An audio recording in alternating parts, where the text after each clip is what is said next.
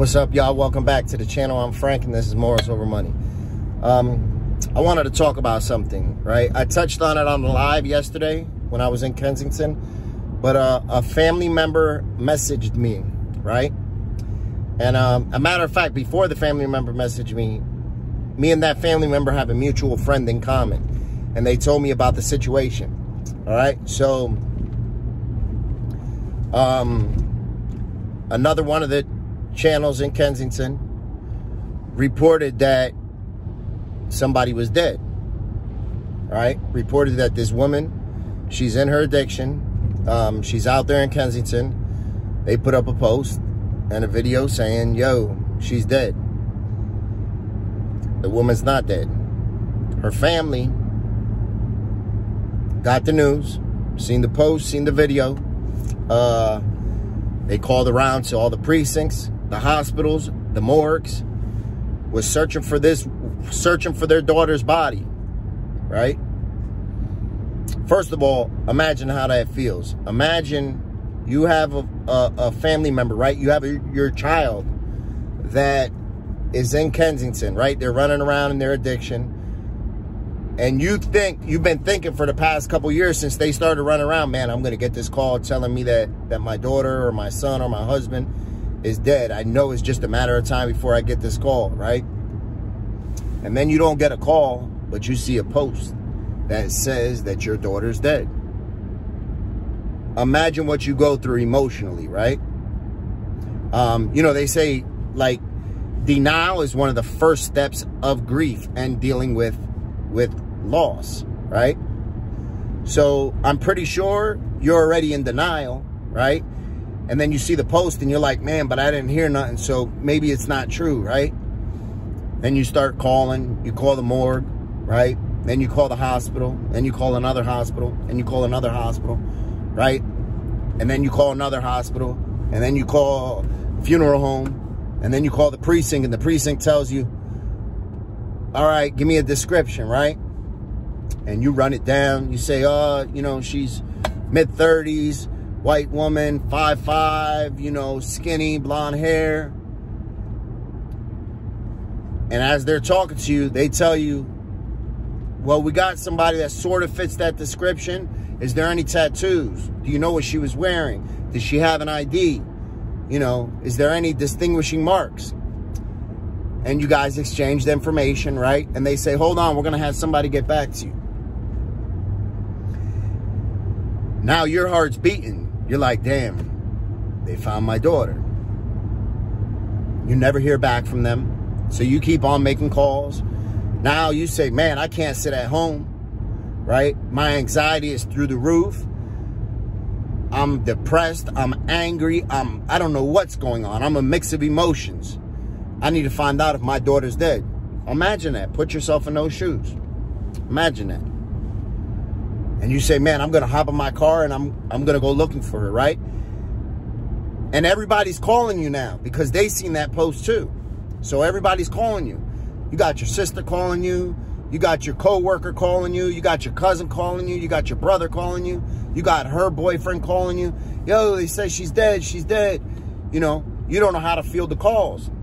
Right? So eventually you just turn your phone off. You're like, man, I can't do it. And then you remember, you say, shit, I can't turn my phone off because the police is supposed to call me back.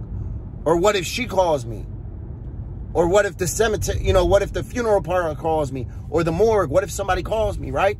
So you go to one hospital, you go to another hospital, you keep on going, right? And you're feeling defeated. You're crying. You're an emotional mess. To the point where you couldn't even drive after the first hospital. You had to have somebody else drive you. Imagine this. Imagine somebody tells you your daughter's dead, right? And then you're like, man, hold up. Let me go check one spot that I think she might be, right? You go by there, she's not there. You ask people, yo, have you seen her? They say, I ain't seen her in a couple days. And they might have seen her just 5 minutes ago, or they might not have. You know, but that's just the way it is. When you're down there in Kensington, you come looking for a loved one, 9 times out of 10, they're not going to tell you they seen him. You know, because they wouldn't want you to tell their family you just seen them. So you keep on, you get a phone call. Your heart skips a couple beats. You look at the caller ID on your cell phone. You don't recognize the number. It's a Philly number, though. You hold your breath, pick it up. No news, right? And at this point, you're sort of telling yourself no news is good news.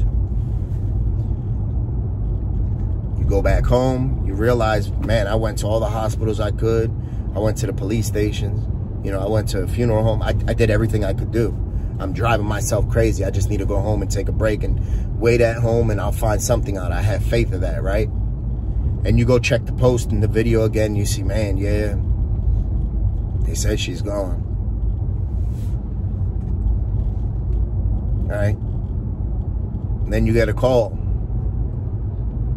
Your phone rings. Once again, your heart starts beating. You get real nervous. Your stomach's in a knot. And that call, and you look down at the caller ID and you don't recognize that number, right? You pick it up. You say hello. Then you hear the voice on the other side of that phone, and you instantly burst into tears. It's not because they're telling you she's dead. It's not because they're confirming your worst nightmare, right? It's not because they're saying, look, you can come and identify her body. It's not because the police are saying, yeah, it's her. It's your daughter. She was never dead to begin with. Individual had his facts completely messed up, made a post so his channel could get some attention, and put that false information out there, right? That's a responsibility that we have in the work we do, right? And we know if we post somebody's dead, they better be dead, right? Just think about that, man. Just think about that for a second. Just let that sink in, right? That you make a post. Just imagine if I made a post saying such and such passed away, right? How'd I get that information in the first place? Right. I better make sure that I check and make sure that information is solid, right? It can happen to any one of us, right? For me, that's why I completely stay away from those posts. I don't really do that stuff.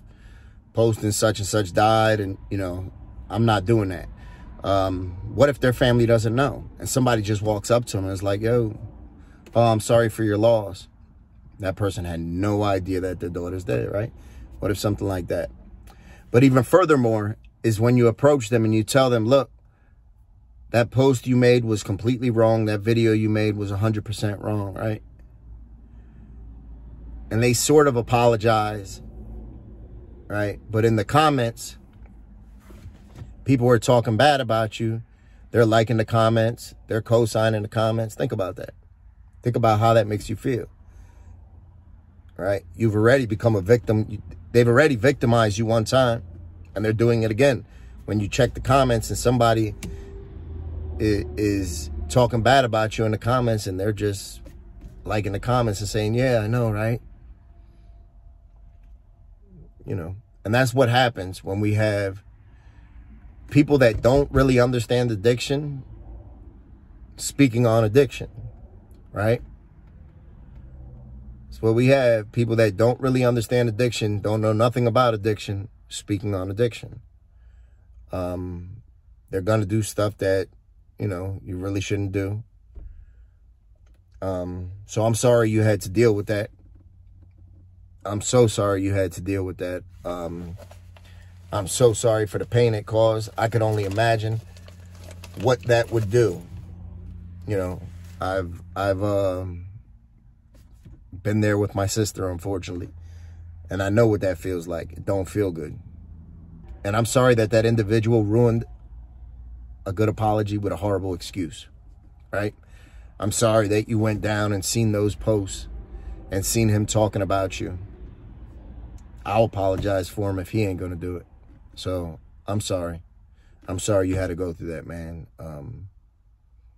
It's not a good feeling, I could just imagine.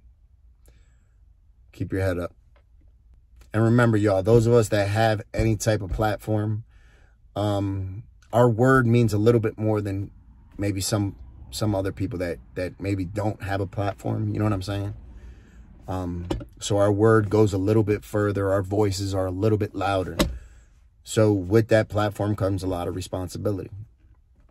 And know that I'm not perfect by any means, but anything that I speak on, anything you see me make a video on, best believe that I'm doing that because I have my facts straight. Doesn't mean that I have to show all my facts. I have my facts straight. So once again, have a good day, y'all. Remember to be kind, loving, and patient.